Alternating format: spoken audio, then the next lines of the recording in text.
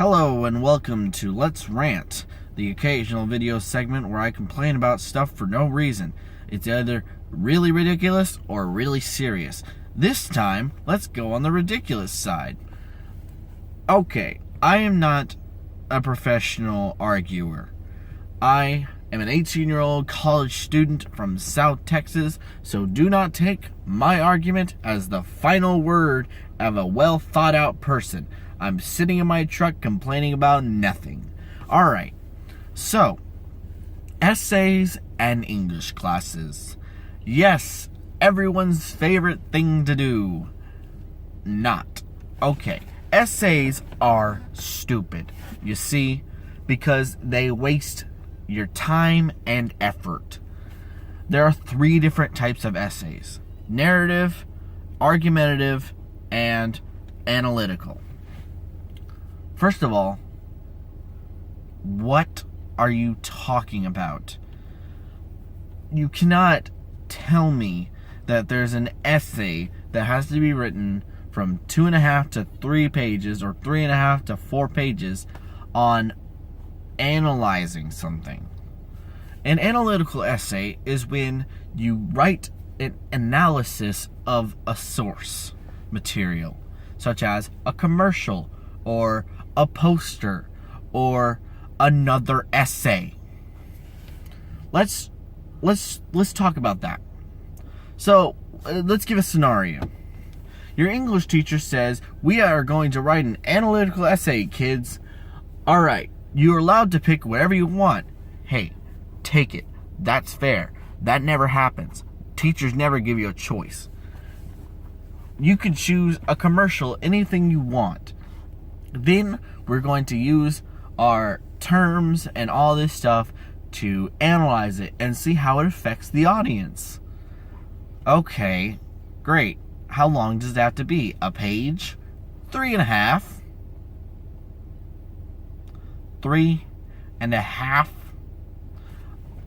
I could write about 3 different things a commercial made me feel, or 3 different things using your terms in less than half of that.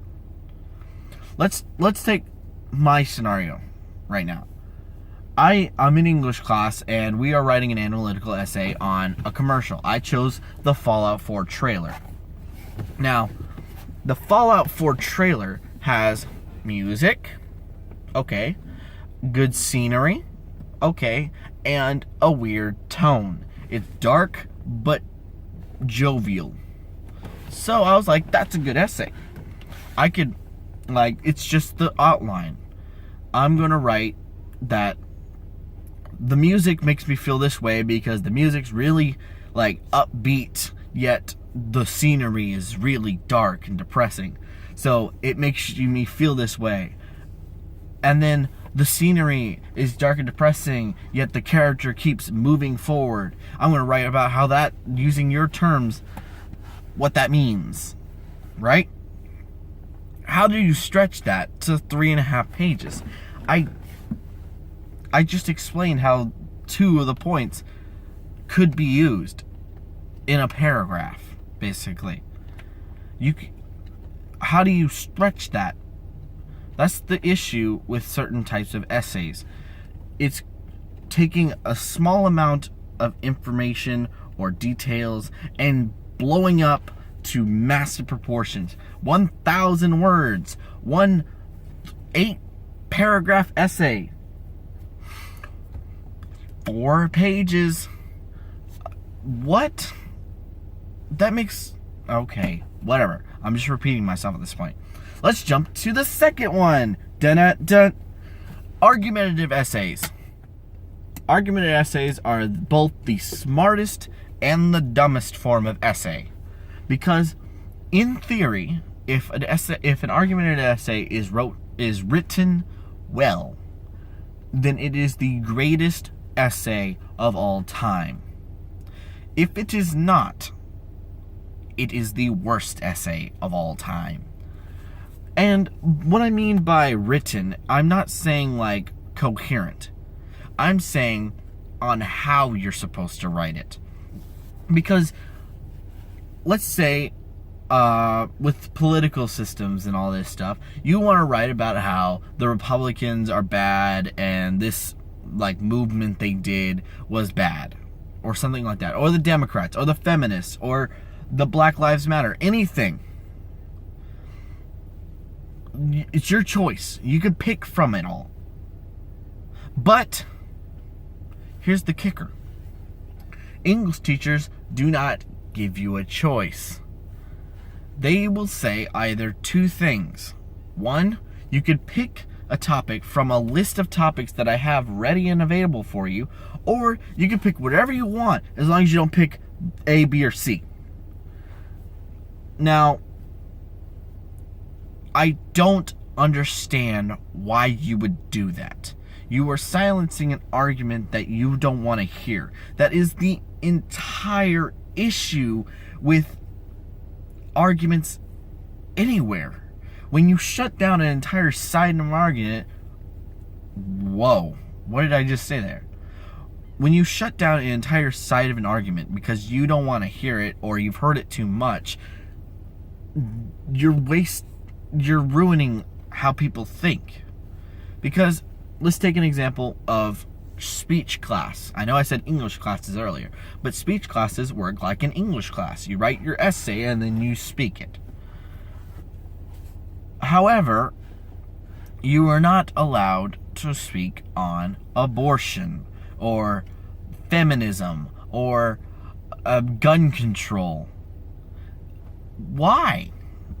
Why? Because I might offend somebody? Why should I care that someone else is offended by my facts and evidence? As long as I'm not physically attacking their beliefs or physically attacking them as a person, it shouldn't matter. If I'm giving a coherent, non-directive, well thought out essay, it shouldn't matter what side of the argument I'm on. And that's usually the issue with some of the essay or argument essays you were assigned. You're not allowed to pick certain things because, little Jimmy down the street might get offended about what you might say. Or, this is great, I just did an argument essay for my English teacher, or my English professor at Del Mar. And I was like, oh, sweet, I'll write about feminism, because I've heard of all about this feminist stuff from YouTubers and news and all this stuff, and I have things to say about it. Guess what, bucko? No, you can't, because I've heard too much about feminism, I've heard too much about Black Lives Matter, I've heard too much about political debate. You can't talk about any of that, because I, the teacher, the professor, the all-sayer in the classroom, says no. And you're like, so what do I write about? That's what I was passionate about right now. That's what I was thinking about. That's what I've done research, or I've watched about. And I'd be willing to do research for this essay for. Nope. Guess what? You have to come up with some other topic that I have to approve, and then you can write an essay about it.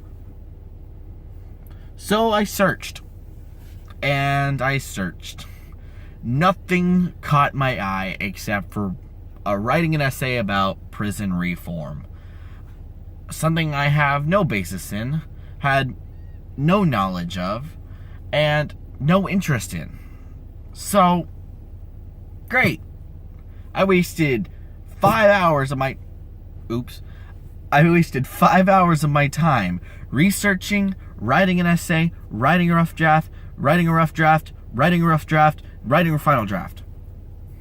That's another thing. Why is it we have to write an outline, a rough draft, and a final draft? The way I see it is an outline, a rough draft, and then a revised final draft. You don't need the second rough draft. All you're doing is wasting time. Okay. Now we're down to the narrative essay. The narrative essay is a long way of saying write a story. Writing a story is fun. It's creative. It's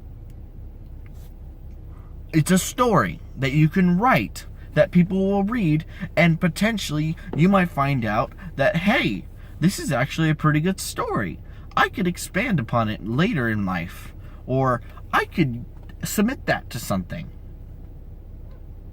Yeah, but you don't, because English classes, they ask you to do something ridiculous, which is they want you to write a narrative essay with a theme. It has to be a hero's story. What if I didn't want to write about a hero story?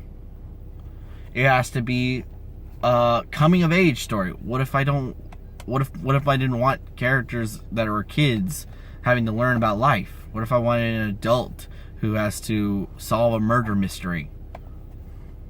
No. You are limited by your topic that you have to get to. And I find that very, very limiting. That's how you get people to not write. These 3 essays are how you get people to not write. And when you look at people like J.K. Rowling or George R.R. Martin, they're not following these standards because they're not writing a hero story because they're told to write a hero story. They're writing a hero story because that's what they wanted to write. I understand learning about these types of essays. I understand all that. But the way it's gone about is completely backwards. It takes the fun and enjoyment of writing and completely gets rid of it. It's monotonous. It's boring. And then professors and schools and the learning system has the gall, the audacity to say, you know what? Writing's not about writing. Writing's about whether or not you could follow a format on how to type. Make sure you have your students write in MLA format. Okay, every college student and high school student just cringed right there. MLA format is the dumbest way of making sure everyone's paper looks exactly the same. In case you don't know, MLA format is a series of guidelines that a student or someone writing has to follow when they're in a learning environment. It means they have to write in 12 font with Times New Roman, with a header, with page numbers, with double spacing, with 1-inch margins, and it goes, if you don't do that, guess what? You've lost 20 points on this essay. If you completely ignore that, you've lost 20 points of a 100 points essay. Meaning the best you could do is a B, 80. And that's barely a B. So naturally, you do it. And then there's other stipulations, like works cited. I understand works cited for argument essays because it's not your information. You're getting it from somewhere. But why does it matter that you have to italicize this part of the citation? You have to write whether or not, or you have to put a period after the author's name, or you have to put a comma after the date you found it. Who cares? If I write, this is the day I found it, this is who wrote it, this is how it was found, and this is what it is, that all should matter. It shouldn't matter that it doesn't have a hanging indent after the first line. All of that is so useless. What are you doing? It's not writing anymore. And so, to any of you out there who wants to write, do not go and ask for writing advice from a teacher or an English teacher who says that MLA format and those types of essays are the right way of doing things. You're better just writing it down, reading it, and saying, hey, that doesn't sound quite right, let me fix it. You don't need everything else. if you want to be a writer. And that's my position on it. Now, on a scale of 1 to 10, I'd say this puts me at a level 6. And I would put that at the peeve point of anger. It's bad enough to where I don't like it, but not to the point where I'm thinking about it all the time. If you have any opinions on essays and English teachers, write them down below.